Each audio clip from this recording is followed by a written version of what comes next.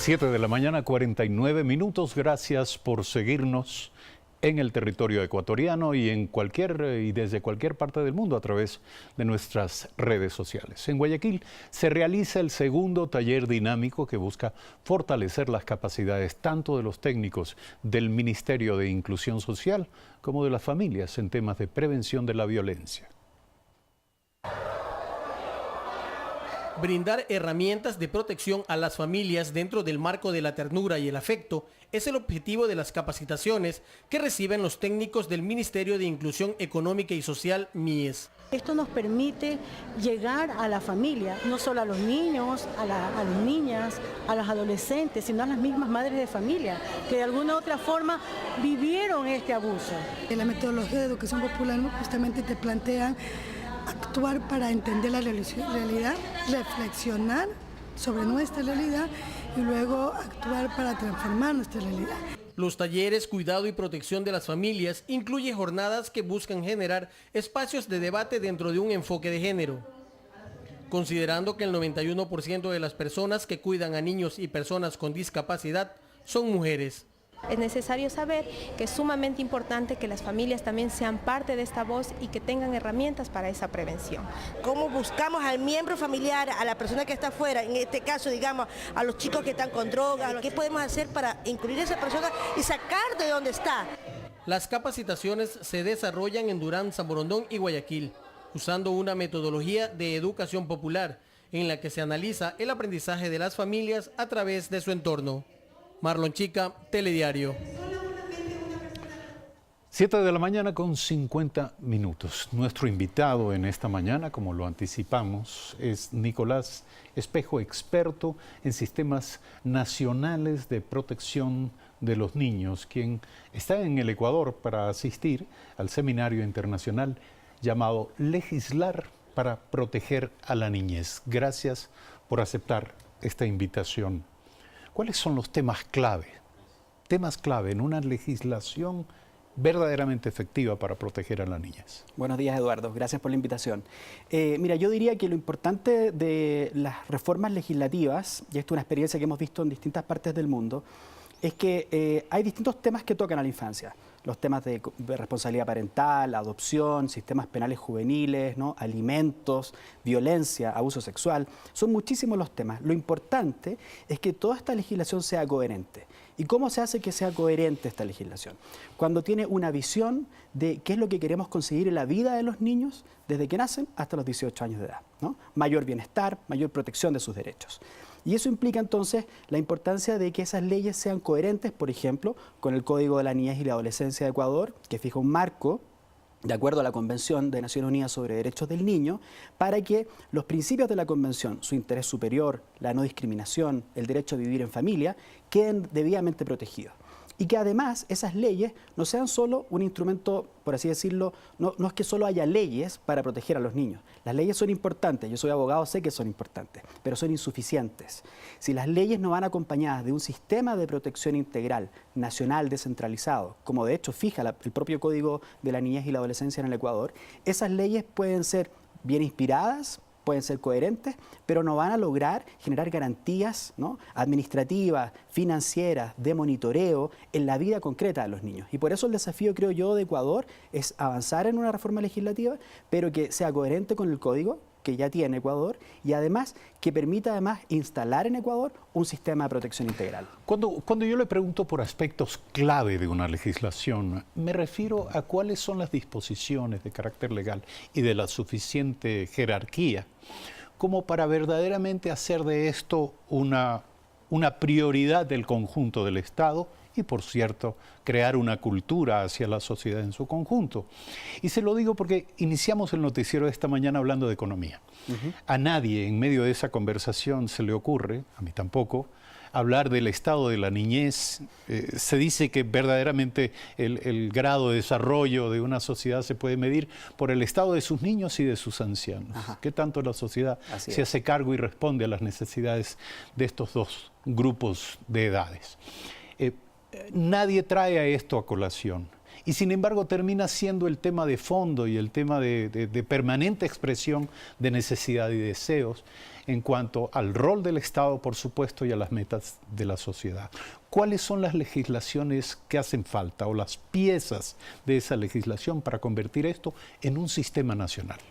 Yo diría en primer lugar que hay más legislación que tal vez no se ha aplicado del todo, como lo ha dicho el Comité de Derechos del Niño del Ecuador el año pasado, cuando revisó el cumplimiento de la Convención por parte del Estado de Ecuador. El comité le dijo, mire, usted tiene por ley la obligación de crear un sistema nacional descentralizado, fijar un órgano rector, tener una política nacional de infancia especializada para los niños, tener instrumentos financieros, de monitoreo, gestión de una política para todo el ciclo vital. Esas normas ya están.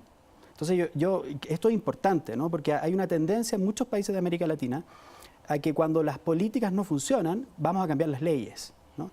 Y las leyes son importantes, pero primero hay que ejecutar las leyes que están vigentes, ¿no? Entonces yo diría, primero, hay bastantes instrumentos hoy día vigentes en la legislación ecuatoriana para avanzar en una decisión más bien política e institucional de definir quién va a ser el órgano rector hoy día en el Ecuador, que tiene como misión coordinar la acción sectorial financiera, ¿no? De Hacienda, de Economía, de Salud, Educación, al Poder Judicial, tener una agenda legislativa donde sepamos si se presentan proyectos en el Congreso, si esos proyectos tienen un análisis del impacto que van a tener en los niños antes de que se aprueben, y después si se van a monitorear cada cuánto tiempo, con qué indicadores, ¿no? Esa idea de fortalecer un sistema que mira integralmente a todos los niños del Ecuador, a todos, ¿no?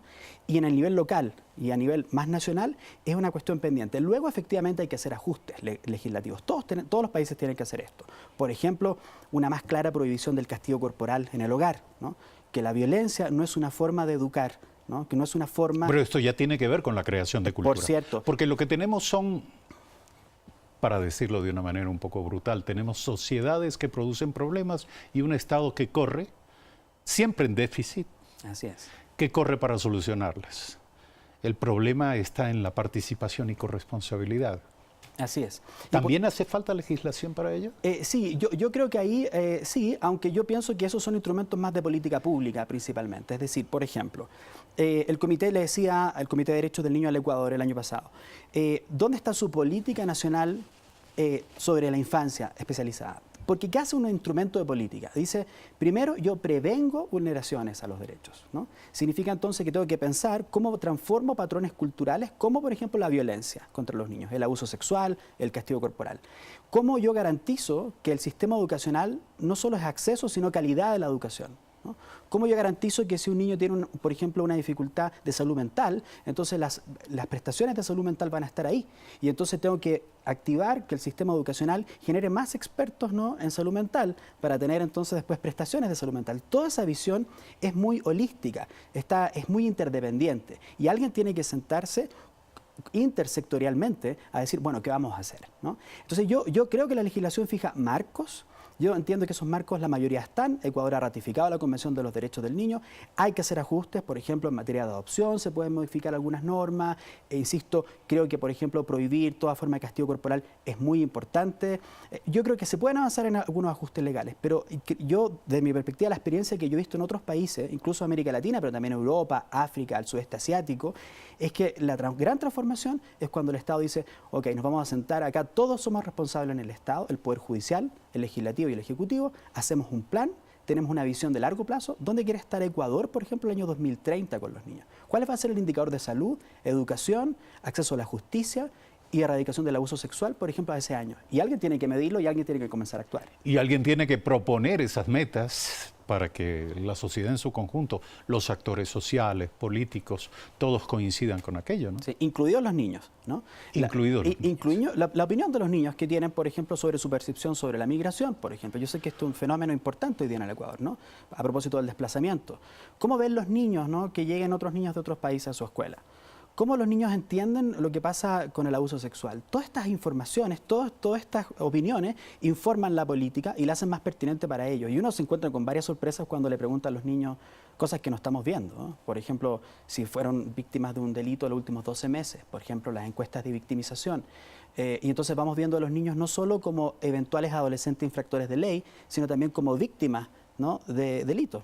Le aseguro que la mayoría de los niños que están hoy día condenados por sistema de penal juvenil, como pasa en todos los países de la región, ellos también han sido víctimas de delitos de negligencia parental, abuso sexual, consumo problemático de drogas, y esa implica que hay que tratar al niño primero como niño y luego como, por ejemplo, un adolescente infractor de ley.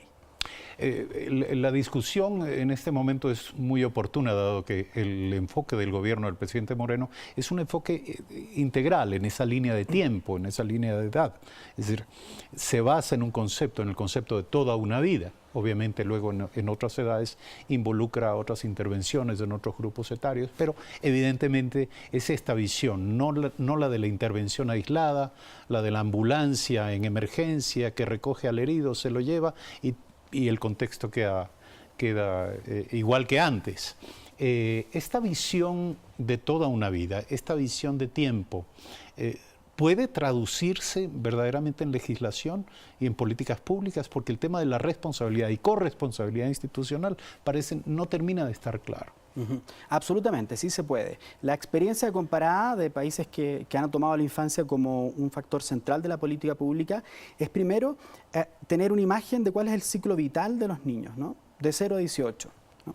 Los niños tienen desafíos en primera infancia, luego tienen, por ejemplo, desafíos en el ámbito preescolar y escolar, van creciendo y se van enfrentando, por ejemplo, a eventuales problemas de salud que son distintos o de alimentación, luego van participando políticamente, comienzan su vida sexual en la adolescencia, pueden cometer o no infracción de ley penal. Toda esa visión, cuando uno la baja en un plan nacional sobre infancia. Y ese plan nacional presenta la vida de los niños en estas distintas dimensiones, fija un objetivo, por ejemplo, los Objetivos de Desarrollo Sostenible de Naciones Unidas al año 2030 tienen mucho respecto de los niños. Por ejemplo, a propósito de la erradicación de la violencia, acceso a la justicia, ¿no?, varios de esos elementos. Esa visión de política es la que se hace, es la que permite mirar todo el ciclo de vida de los niños. Y luego uno dice, bueno, ¿dónde tengo que hacer ajustes? ¿Cuáles de esos ajustes son legislativos, por ejemplo, para que los niños, por ejemplo, sean separados lo menos posible de sus familias, ¿no? Trabajar con familias, como veíamos en la nota anterior, para evitar que el niño sea separado y enviado a un sistema de cuidado alternativo. Y uno va identificando cuáles son los desafíos legislativos, los de política pública, los de financiamiento, ¿no?, los de monitoreo, bases estadísticas, por ejemplo, cuánto sabemos de la vida de los niños, ¿no? Cuando un juez le llega el caso, ¿dónde está ese sistema? ¿Dónde está la historia donde pueda de entrar vida? Al computador y decir, claro, para saber exactamente. con quién, de quién está hablando. Si tiene una patología, si ha tenido o no ha accedido al sistema de salud, si por ejemplo no va a la escuela, si cometió desistimiento escolar. Entonces, toda esa información, si no se tiene, hace que las respuestas sean a veces no muy pertinentes. Y eso hace los sistemas de protección integral.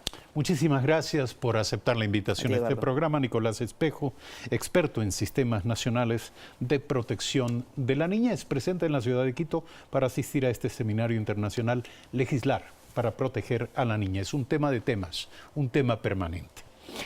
Y para concluir, como siempre, les invitamos a revisar el contenido de Diario El Telégrafo. Hoy Diario El Telégrafo nos habla de la deuda con la Corporación Financiera Nacional que habría costado el puesto a la ministra María Elsa Viteri. La ahora exministra culpó al contralor Pablo Celi y su sucesor Richard Martínez recibió el respaldo del sector empresarial del país. Además, en la portada de Diario El Telégrafo, una foto impactante. Del estero Salado salen 700 toneladas mensuales de basura. El municipio de Guayaquil y la Fiscalía emprenderán acciones contra 7 empresas, todo el respaldo de la opinión. Y por último, palestinos viven luto por la masacre en Gaza. Una fotografía impactante. Las familias sepultaron a las víctimas de la represión israelí. Esto es El Telégrafo en esta mañana y como siempre hasta aquí este programa. Mañana desde las 6:55 de la mañana estaremos con ustedes. Gracias por seguirnos. Tengan una feliz jornada.